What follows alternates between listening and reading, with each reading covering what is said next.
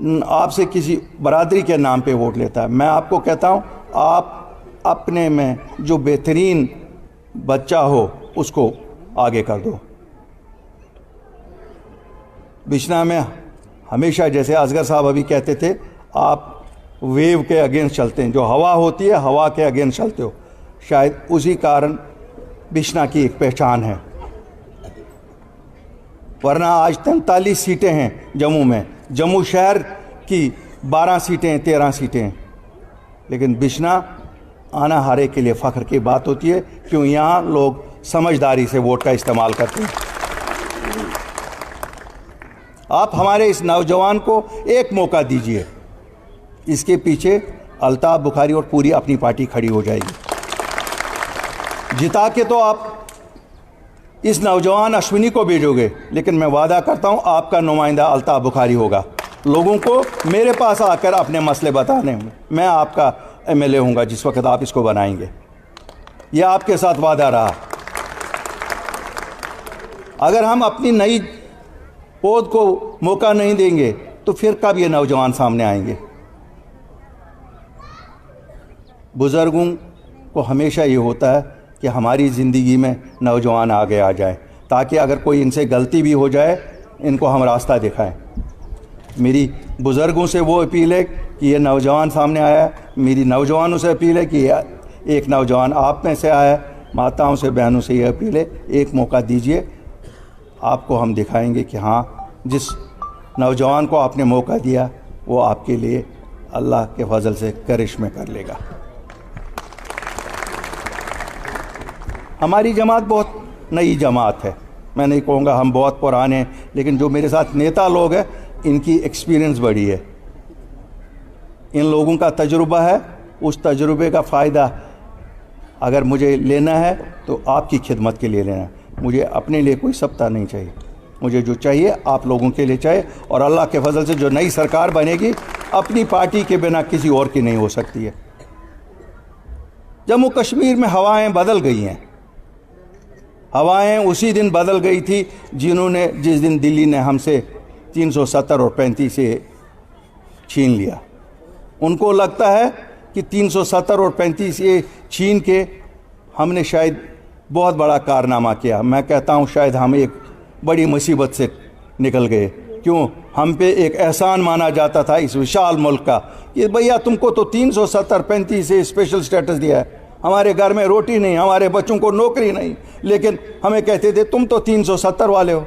ये नहीं सोचते थे कि आरएसपुरा के बॉर्डर पे, सुचीतगढ़ के बॉर्डर पे, पुंछ राजौरी के बॉर्डर पे, उड़ी करना केरन के बॉर्डर पे हमारे ही लोग शहादत देते हैं। पहली गोली जो पार से आती है वो हमारे लोग सीनों पे लेते हैं। उस कुर्बानी का किसी को एहसास नहीं, कोई नहीं, वो देशभक्ति किसी को याद नहीं। यार तुम तो वो रियासत हो, तुमने तो 72 साल तुमको बड़ा कुछ हमने दिया। क्या दिया जनाब?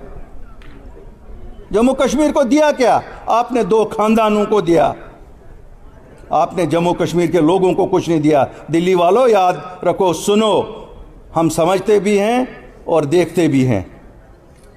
अगर देने का वक्त है, अब आज हिंदुस्तान की आईन में जो हमारे हुकूक हैं वो देने ही पड़ेंगे। हम वायलेंस करने वाले लोग नहीं हैं, हम पत्थर उठाने वाले लोग नहीं हैं, लेकिन हम और हमारी आवाज़ में लोगों की वो क़ुव्वत है कि जो हमारे हुकूक है वो लेंगे ही। हमारे बच्चों के लिए नौकरियां हम हमेशा उसके लिए लड़ेंगे और देनी ही पड़ेंगी। मैं वज़ीर आज़म साहब और होम मिनिस्टर को मुबारकबाद ही देता हूँ, वो रोज़ एक एक रिज़र्वेशन का ऑर्डर निकालते हैं। ठीक है, मुझे इसमें कोई ना आपत्ति है और ना नाराज़गी है। और मैं सभी लोगों को जिनको उस ज़ुमरे में लाया गया है उनको भी मुबारकबाद देता हूं, और जिनको लगता है कि उनके साथ ज़्यादती हुई है उनको कहता हूं अल्ताफ़ बुखारी अभी आई हैं, अपनी पार्टी अभी आई हैं, हम किसी के साथ ज़्यादती नहीं होने देंगे, किसी के साथ भी ज़्यादती नहीं होने। लेकिन मुझे बताइए ना, बाकी लोगों ने क्या किया? कि जम्मू का डोगरा भी है, कश्मीर का मुसलमान भी है, कश्मीरी बोलने वाला भी है, डोगरी बोलने वाला भी है, आम सरदार भी है। जाटों को तो कहीं थोड़ा सा इंक्लूड कर दिया, लेकिन मैं अभी पूरा क्लियर नहीं हूँ कितना इंक्लूड किया। लेकिन सबको तो दे दो ना, 5-5 साल का। इनको कम से कम रिलैक्सेशन सेंट्रल जो गवर्नमेंट के यूपीएससी के एग्ज़ाम्स हैं उन सेंट्रल नौकरियों में 5 साल का दे दो। ये तो था। यहाँ कौन से अभी पूरे हालात ठीक हो गए? क्या आपने अपने हमसाया मुल्क के साथ हालात पूरे ठीक किए कि मैं अपने सुचीतगढ़ वालों को, यहाँ आरएसपोरा वालों को और बाकी अरनिया वालों को या पुंछ राजौरी वालों को कहूँगा अब आपको घर नहीं छोड़ने पड़ेंगे? उन बच्चों का क्या जो जिनका इम्तिहान होता है और वो जाके शेल्टर से इम्तिहान देते हैं? वज़ीर आज़म साहब ज़रा सोचिए, उन लोगों की मुसीबत है, उन लोगों को आपको ये कंसेशन देना ही पड़ेगा। और कंसेशन कौन सा है? 5 साल। अभी तो शायद शाम को जब हमारा बच्चा पढ़ने के लिए बैठता है उसको बिजली भी नहीं होती है। ये 74 साल के बाद भी हम देख रहे हैं। और जम्मू कश्मीर के बिजली पैदा होती यहाँ है लेकिन बिकती बाहर है। हमें कहा जाता है साहब पैसे तो उन्होंने लगाए। जनाब वज़ीर आज़म साहब, आप रोड बनवाते हैं, मुबारकबादी है आपको, बहुत रोड बनाए आपने, लेकिन 30 साल के बाद तो वो रोड सब ठेकेदारों से आप ले जाते हो कि ये आप सरकार के रोड हो गए। तो हमारे पानी पे बिजली घर बनते हैं तो 30 नहीं तो 35 साल के बाद उसको तो जम्मू कश्मीर को वापस दे दो। 35 साल कमाई करो, पूरा कमाई करो, आप अपनी कीमत नफ़ा सब कुछ निकालिए, उसके बाद क्यों नहीं? क्या हमें हक नहीं है ये मांगने का? क्यों भाइयों, हमें हक है। जब हमारा पानी हमारी रियासत को नहीं मिलेगा बिजली तो किसको मिलेगा? हम कहते हैं चलो जी पैसे हमारे पास नहीं थे, उन्होंने लगाया प्रोजेक्ट। जब बाकी चीज़ों में आप 30-32 साल में वापस देते हो या वापस लेते हो तो ये क्यों नहीं? क्योंकि ये जम्मू कश्मीर के लोगों के लिए आसाइश है, किसी ने मांगी नहीं। जो सरकारें हमसे पहले थी उनको तो अपने लिए ऐश आराम चाहिए था। वो अगर मांगते थे अपनी कुर्सी बचाने के लिए कोई बात नहीं करते थे।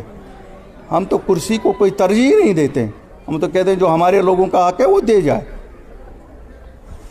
एक बात याद रख लेना बिश्ना वालों, हम कभी भी जम्मू वालों को कश्मीरियों से नहीं लड़ाएंगे और कश्मीरियों जो जम्मू से नहीं लड़ाएंगे। हम जो यहाँ बात करते हैं वही बात श्रीनगर में करते हैं, वही बात दिल्ली में करते हैं। हम रात के अंधेरों में कहीं किसी के पास नहीं जाके और मिलते हैं। मुझे बड़े लोग कहते हैं आप क्यों जाते हो दिल्ली में, वज़ीर आज़म तो भाजपा का है, जम्मू में तकरीर उनके ख़िलाफ़ करते हो। मैंने कहा साहब वज़ीर आज़म मुल्क का है, वो किसी जमात का नहीं होता। और यहाँ जो भी सरकार बनेगी, यहाँ जो भी होगा उसको दिल्ली में जो सरकार बैठी है उनके साथ हाथ से हाथ मिलाकर चलना पड़ेगा। क्यों? हमारे एक साइड में पाकिस्तान, एक साइड में चाइना, एक साइड में अफ़गानिस्तान। हम तो मुल्क के खातिर दिल्ली के साथ हाथ से हाथ मिलाते हैं। हम तो जम्मू कश्मीर के लोगों के खातिर दिल्ली के साथ हाथ मिला के, वहाँ कोई भी हो, वहाँ कल कम्युनिस्ट हो, वहाँ कल कांग्रेस हो, वहाँ कल किसी का भी राज हो, क्योंकि हमें मालूम है कि हमारा हाथ में हाथ डाल के चलने से मुल्क की सलामती के लिए वही अच्छा है। जम्मू कश्मीर की सलामती तो है ही, लेकिन मुल्क की सलामती के लिए भी अच्छा है। आज 5 साल से डायरेक्टली यहाँ भाजपा का राज है। 2018 में पिछली सरकार गई थी, हालांकि उसमें भी भाजपा का आधा हिस्सा था और आधा हिस्सा पीडीपी का था। मुझे बताइए बिश्ना वालों, आप तो 10 किलोमीटर ही जम्मू से दूर हो, क्या दूध की नहरें बह रही हैं? भाजपा का राज है। मैं एक बड़ा पुट्ठा सवाल बोलूँगा। ये कह रहे थे तब आज तक हमेशा कि साहब हमारी सरकार जब आएगी एक कश्मीरियों ने लूट मारा। मैं उनको डिफेंड नहीं कर रहा हूँ, अब 5 साल से तो यही थे। क्या यहाँ कहीं सोने के पहाड़ खोदे? क्या आपके बच्चों को सबको नौकरियाँ मिल गई? क्या आपके बच्चे जम्मू एहतिजाज में खड़े नहीं हैं? क्या कोई बॉर्डर बटालियन में भर्ती हुई? क्या कोई चीज़ हुआ? अगर मैं गलत कह रहा हूँ खड़े हो जाइए, कोई भी बुजुर्ग, कोई भी माँ, बेटी, भाई। मैं नुक्तेचीनी नहीं करता हूँ, मैं सच बोलता हूँ।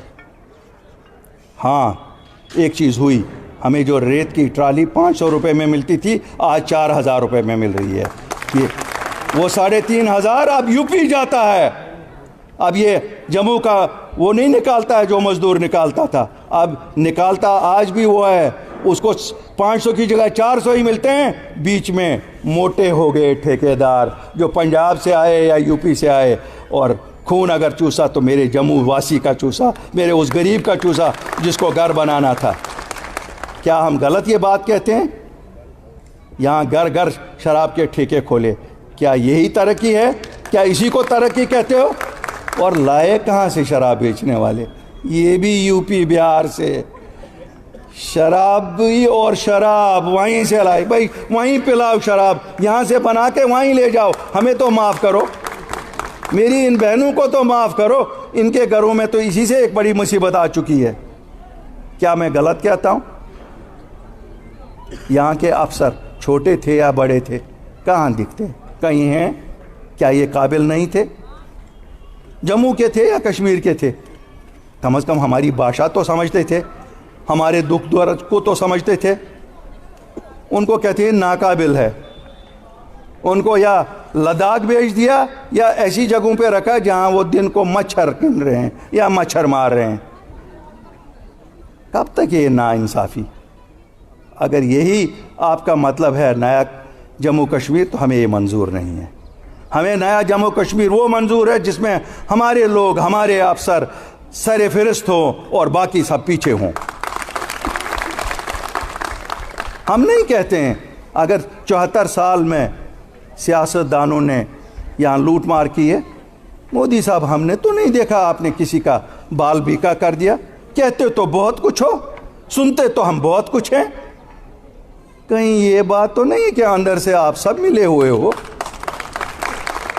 खाली लोगों को धोखा दे रहे हो? वरना शायद आप झूठे इल्ज़ाम लगा रहे थे उन लोगों पे। दो में से तो एक चीज़ है। क्यों? हमारे पास तो इन्वेस्टिगेटिव एजेंसियां हैं नहीं, आपके पास तो सब है। अगर है तो फिर दिखाओ ना हमें, वरना क्यों उन लोगों को बदनाम कर रहे हो? आप कहते हो, जिसको रात को कहते हो कि साहब इन्होंने तो लोग मरवाए यहाँ, सुबह उन्हीं को कहते हैं यही लोग अब आगे को हमारे साथ ही चलेंगे। हमें याद है 2014 के इलेक्शन में जम्मू वासियों ने आपको 25 सीटें दी थी भाजपा को, और इस वादे पे दी थी कि आपको 2 खानदानों से आज़ाद करेंगे। जम्मू वालों, यही वादा था ना, उसी पे सीटें दी थी ना। मुझे याद है बिश्ना वालों ने उस वक़्त भी उनकी नहीं सुनी थी, शायद बिश्ना वालों को पता थी ये क्या करने वाले हैं। उनको तो 24 घंटे भी नहीं लगे, जाके उन्हीं की गोद में बैठे।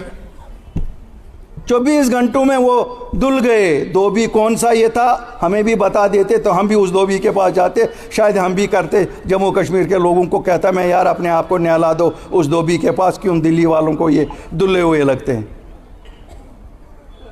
कहने का मतलब है कि जम्मू कश्मीर में बहुत सियासत देखी। बराए करम भाजपा वालों, यहाँ एक्सपेरिमेंट नहीं करो।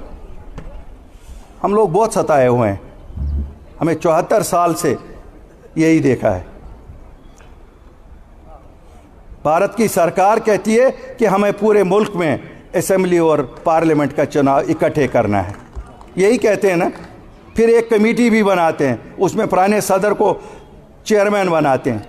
फिर कहते हैं अब ये कमेटी रिकमेंडेशन देगी 29 से करेंगे, क्योंकि अभी काफ़ी जगहों पे असेंबली इलेक्शन हुए हैं, ये बीच में नहीं तोड़ सकते। यार शुरू करो जम्मू कश्मीर से, यहाँ तो 5 साल से असेंबली के इलेक्शन हुए हैं, कर दो ना इलेक्शन साथ ही। आप लोग देखोगे कि क्या मुश्किलात आती हैं अगर दोनों इलेक्शन साथ होते हैं। चलो एक एक्सपेरिमेंट ये भी सही जम्मू कश्मीर से, लेकिन नहीं। अदालत कहती है यहाँ सितंबर से पहले जम्मू कश्मीर में इलेक्शन करो। मुझे पूरा शक है ये कोई ना कोई बहाना ढूंढेंगे। क्यों? ये सत्ता छोड़ना नहीं चाहते हैं। ये चोर दरवाजे से बैठे हुए हैं भाजपा वाले, उसी कुर्सी पे बैठेंगे। इनको लगता है ये ठेकेदारों का क्या होगा जिनको हम यूपी से लाए हैं, बिहार से लाए हैं। साहब हमें बताओ, वो हफ्ता भी हम आपको ही भिजवाएंगे। इन शराब ठेकेदारों का क्या होगा जिनको हम अभी, वो कहते हैं ना गाय से दूध लेते हैं, इन गायों का क्या होगा? ये दूध भी उनको ही भिजवाएंगे शराब का। लेकिन हमारे लोगों को तो छोड़ो, यहाँ इलेक्शन तो कम से कम होने दो। कम से कम हमारे लोग चैन का सांस तो ले लेंगे।